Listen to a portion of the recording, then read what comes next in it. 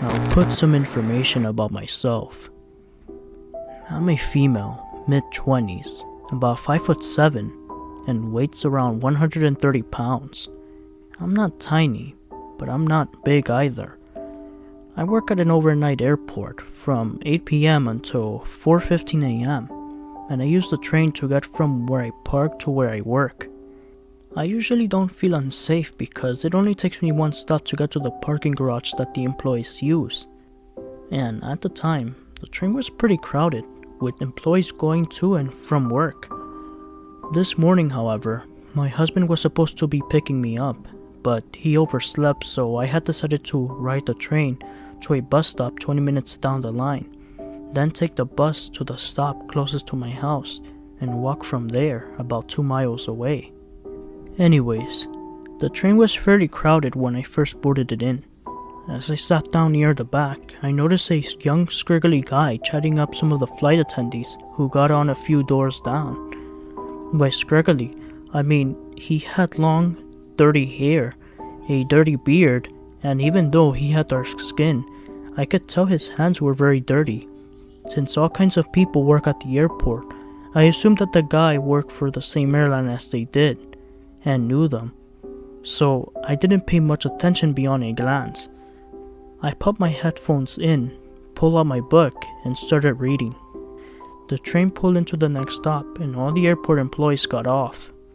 As the train pulled away, I looked up and realized that the train was entirely empty except for me and the scriggly man.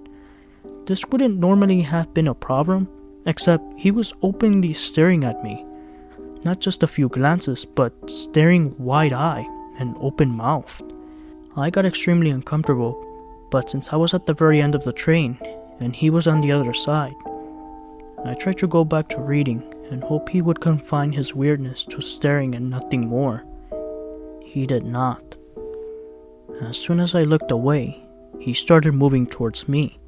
He stopped at the end of my row of seats, turned towards me, gripping the overhead bar, and stared some more. I kept trying not to look at him because I was afraid that eye contact would be an interruption as an invitation to do more than stare. He sat down in the row across the aisle, then got up and moved to the seat directly behind me. I still refused to look at him, but he must have leaned really close to me because I could feel his breath moving my hair. I then felt his finger lightly run down the side of my neck. I'm not ashamed to admit that I nearly pissed myself and I jerked violently away. Over my music, I could hear him hiss like a snake. That's when I decided that I was probably a few seconds away from getting raped, stabbed, or both. Probably both.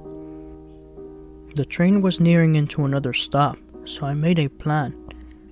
I got a tight grip on all my stuff, and as soon as the doors opened, I shot out of my seat, out of the door, and booked it into the second car.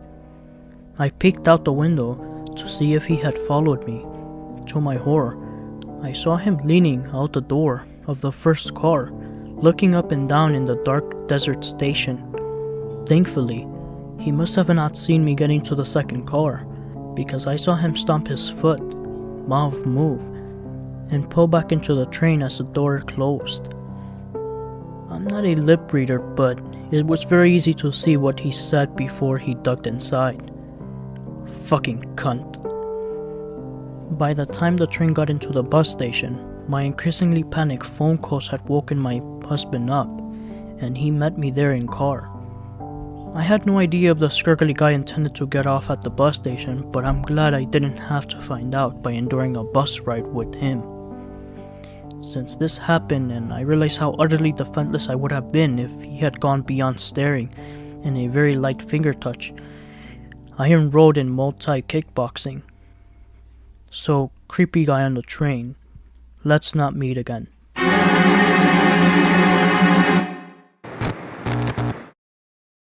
So, this happened to me just about an hour ago.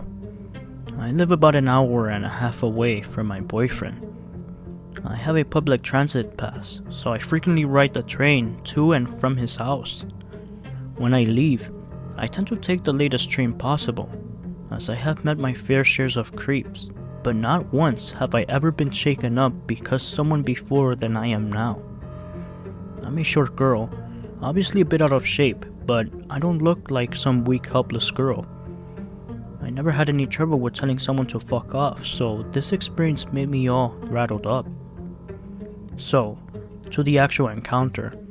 I'm sitting in the middle of a double-decker train at a little table where most people tend to set up their laptops. I like the tables because I actually have a place to put my shit. I'm jamming to my favorite band, Radiohead, when this man boards the train and sits directly in front of me. I found this very strange because the entire train is completely empty because of the hour. To top that off, this guy will not stop staring at me. Normally, like I said before, I would tell this guy to fuck off, but for some reason, I had trouble mustering up the words and courage. So I decided to move seats, but not too far because I was near to my stop, and didn't want to travel another carriage. I move, but this guy stays where he first sat across from me, and still refuses to look away. His eyes were determined and menacing, so I was really nervous. I tried my best to avoid his eyes, but even in the reflection of the window I could see him watching me. We near what I mistook as my stop and walked down the small staircase to the exit doors. I realized suddenly that this was the wrong stop, the one before mine, so I just took a seat near the exit, which is another table seat. I turned my head and guess who was sitting a few seats back? The creepy dude. He is still watching me. At this point, I'm genuinely scared. So I reach into my purse and take out my mice. I set it on the table very obviously and looked at him dead in the eye, letting him know that I meant business. This guy didn't even flinch, made no effort into making himself appear less creepy. I hold the menace in my hand again and looked away. I'm fearful that we're the only two on the train, which was uncommon for me to usually be alone. We were near my stop, at last, and I was super relieved to see a man on the other side of the cartridge near the other exit. As the train starts to slow down, I got up and approached the man. I quietly asked him to stand with me at the stop and check if the creepy man got off as well, because I was fearful he was going to follow me. The man agreed, and I was so thankful I nearly cried right then and there. I looked back at the creepy man and see he was still watching me, and now standing as if he was going to exit as well. I exited the train and the nice man stand with me, watching the doors until the train leaves. The creepy guy thankfully didn't exit like I expected it. I thanked the nice man and started walking to my car. I started brawling and shaking like a goddamn baby, thinking only about what could have happened if we were the only two on the train.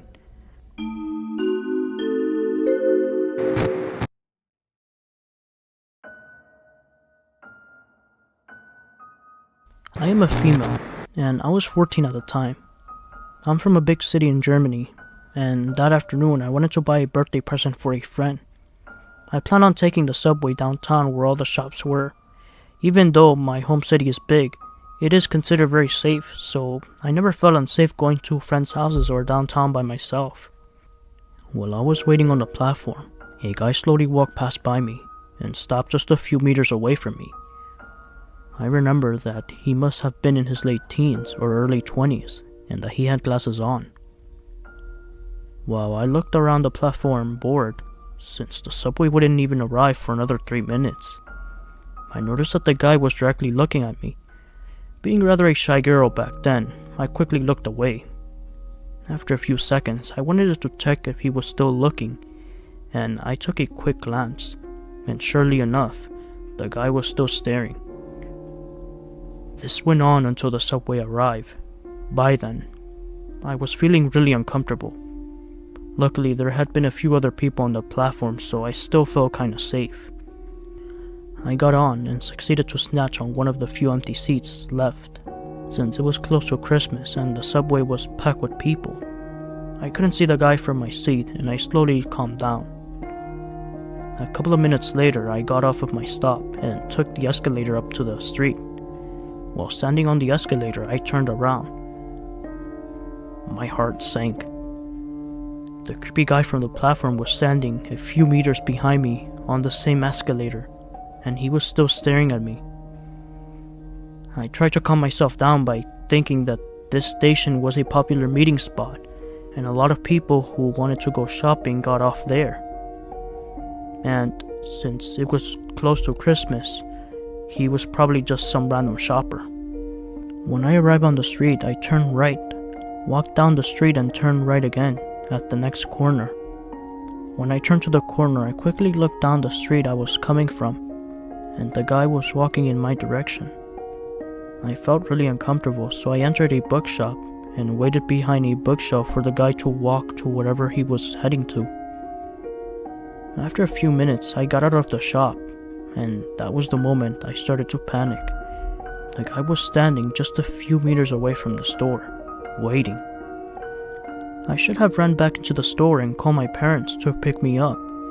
Instead, stupid 14-year-old me hoped that there was some logical explanation for this guy's behavior, and that he might just have been waiting for someone else. So I got out of the store and walked to the opposite direction of where the guy was. I walked faster, hoping that if he was following me, I would lose him among all the other shoppers. But when I turned right at the next corner, I looked back down the street again. He was still just a few meters behind me. While I walked even faster, I felt like I was about to cry, but I knew I had to keep myself calm. So I turned to the right again, and when I looked back, I could still see him behind me. From there on, I was positive that he was indeed following me. What other reason would he have to walk around a block without entering any other stores? While I tried to think about a way to escape, I suddenly saw my chance. The streetlight on the crossing, just a few meters in front of me, turned red, and I started running as fast as I could. I managed to make it just barely to the other side before the lane was packed with traffic. I looked back. The guy didn't make it across the street and was standing on the other side, waiting for the light to turn green again. And he was standing there staring at me, but this time with a creepy, wide grin. At that moment, I felt so scared as I had never felt before in my life, and I started running again, this time into a big department store just a few meters away from me. I knew that department store had another entrance at the back, facing another street. On that street, there usually was a lane of cabs waiting to pick up shoppers. I sprinted through the store and out the other entrance. To my greatest relief, there was the usual line of cabs. I particularly jumped into the first cab. In tears, I told the cab driver my home address and then shouted, "Quick, quick, quick," while I frantically looked behind the back door, expecting the guy to come out any second. Fortunately, I didn't see him. I'm still thankful that the cab driver instantly started driving and only asked what happened and if I was alright when we were a few blocks away. In tears and completely shaken, I told him about the guy that was following me and how scared I was, and when we arrived at my parents' house, he refused to charge me and waited until I was home safely. To this day, I'm still grateful to that cab driver.